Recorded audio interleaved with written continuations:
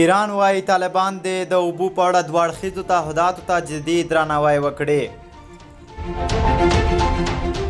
سلام ستړي مه شئ. د ژوند میډیا محترمو لیدونکو وخت مو بخیر. پام وکړئ د دې مهال تازه او مهم راپور ته.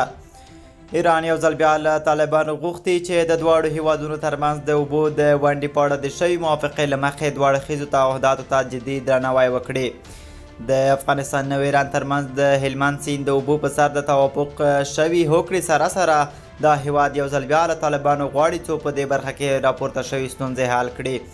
د ایران د بهرنیو چارو وزیر امیر عبداللهیان د طالبانو د بهرنیو چارو وزارت سرپرست امیر خان متقي سره تېره ورځ ټلیفوني خبرو کې ویلي طالبان د ایران د اوبو د ونډې په اړه د شوي موافقې له مخې دوه اړخیزو تعهداتو ته په جدي توګه درناوی وکړي.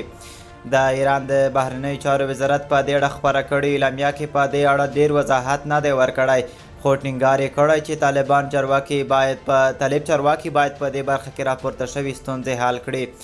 دا معلومه نه ده چې طالبانو له ایران سره د هلمند د سیند په اړه نوي تعهدات کړي که د شاهي نظام پر مهال د شوي توافقاتو د عملي کېدو غوښتنه شوې.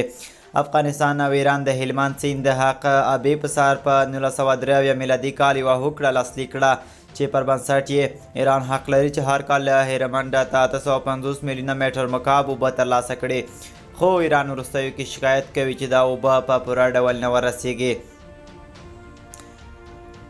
درخوا یې دا یې هم وویل چې د پخوانۍ موافقې پر بنسټ به د اوبو اندازهګیرۍ لپاره د مشترک تاسیسات جوړوي. له طالبانو مو د ایران د بهرنیو چارو وزیر د ټلیفوني اړیکې په اړه وپوښتل، خو د بهرنیو چارو وزارت ویاندویانو یې ځواب رانه کړ.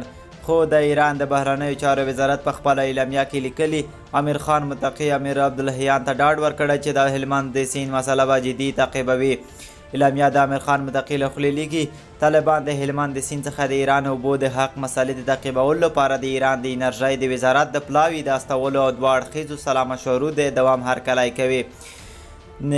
نیوکه دا ده چې ایران له طالبانو اوسنۍ نړیوالې ځواب ګټې د دې ډلې د فشار راوستلو لارې غواړي د افغانستان د اوبو په برخه کې لویه ګټه واخلي. له دې وړاندې د ایران د مخکني حکومت د بهرنیو چارو وزیر جواد ظریف هم ویلي وو کولی شي د اوبو د ترلاسه کولو په برخه کې فشار راولي.